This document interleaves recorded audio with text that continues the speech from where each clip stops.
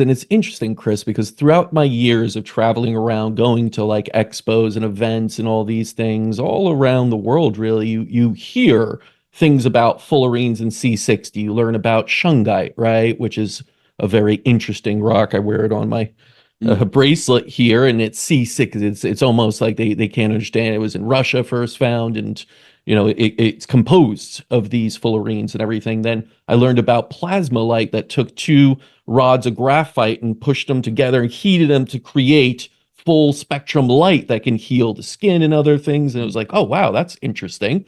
And then I heard about hyperpolarized light. We even use it here at the center that shines something through C60 in the lens and creates hyperpolarized light. And it's like, wow, why aren't we talking about this more? This element, the C60, as you call ESS 60, like, why is it, Chris, that more people aren't jumping on the bandwagon that you have and be like, this is amazing. 90% you're saying it's going to make me Yeah. live a little healthier? Like, then why isn't, massive amounts of funding coming in for the health side of it?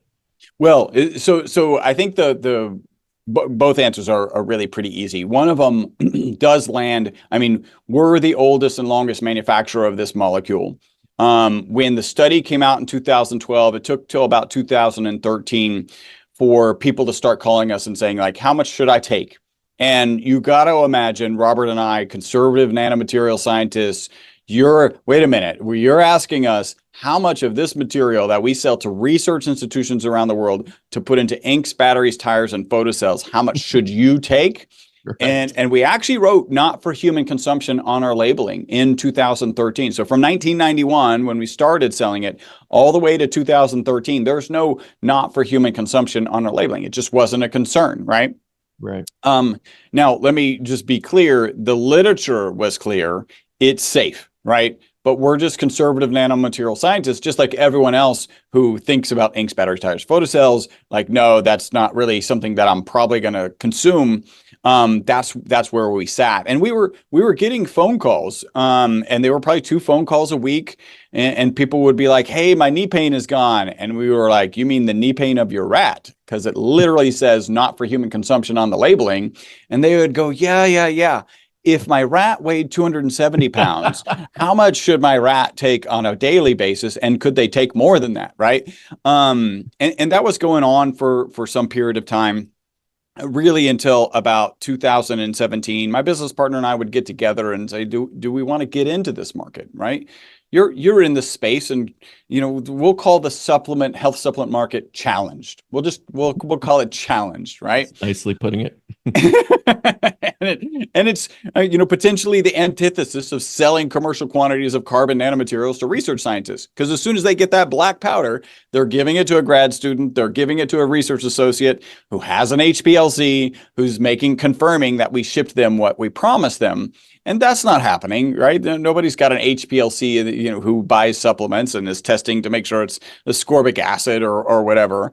But so every quarter we were like, okay, we're still getting these 2 calls a week. It's amazing testimonials. It's not something that we want to get into. I actually, in that kind of time frame, found a peer-reviewed published research paper that showed 50% of the supplements that this research group had purchased did not have in them what they said they had in them, right? Again, not the kind of industry we want. That's a challenged industry. Yeah. Fast forward to 2017, a guy with a big YouTube following starts talking about all the benefits he's getting, taking it on a daily basis. And our phone went from 2 calls a week to 10 calls a day. And now my business partner, like, okay, we're happy-go-lucky carbon nanomaterial scientists, but we're also entrepreneurs. And one of the things, if you go back to that research paper where 50% of the supplements on the market didn't have in them what they said they had in them, like, I try really hard to be very altruistic, and a lot of that is probably because they just don't have the skills to to confirm that they have in them, right? We've got the lab, we've got the skills, so we probably should be leading and providing this material to keep people safe. And by the way, subsequently, we tested 22 of the products that are on the market, woefully low in concentration, except for one, and ours, of course. And so that's where we really kind of created this difference, where we say that C60 is for industrial applications, and there's peer-reviewed published research that proves when it's improperly processed, it's harmful. ESS60 is C60 that's been processed for safer human consumption. Our goal is twofold. One, so that you get a high quality C60 product, ESS60 product, and two, that it's made correctly, right? That it's got the right concentrations. I mean, there are people, there's one group that's selling a C60 product in like a Listerine strip, right? Yep. A standard serving is a teaspoon. I don't know how many Listerine strips you would have to take to get a teaspoon of Listerine, but it's at least the whole container, right? Yeah. And there's companies selling gummies that don't even say how much C60 is in each gummy, right? And so it literally is just, fallen into this chasm of standard supplements and ESS60 we do to help that. Now let me get to your actual question. Why isn't funding getting thrown into it? And you probably know the answer to this, which is big pharma. There's no room for IP at this point. So big pharma doesn't see the value in it, and probably will never see the value in it. And there's nothing to protect. I mean, they may see the value in it, and they may be actually scared of the value in it. And then the other really does, like, it's my role to do the marketing. We did our first event last year. Well, the one we met at was the first biohacking or health conference I ever went to, right? And so I'm behind on this, and we're going this year. We did Dave Asprey's event.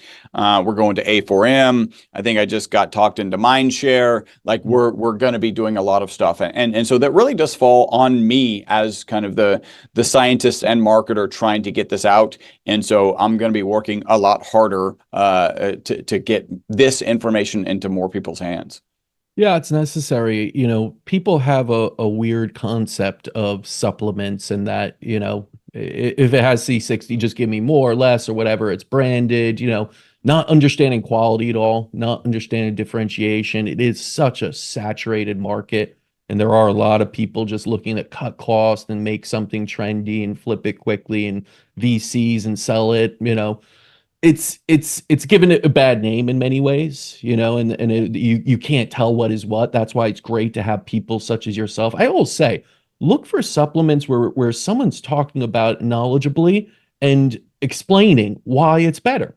Because if you just go and it just says more vitamin C than the competitor, it's like, okay, what kind? What is it doing? Is it more bioavailable? What is the unique part of it? Do they put all their money in marketing, cut costs on the actual, starting raw material? Like, where is the unique selling proposition except for more money into the marketing, which seems to be the way of like top supplements now.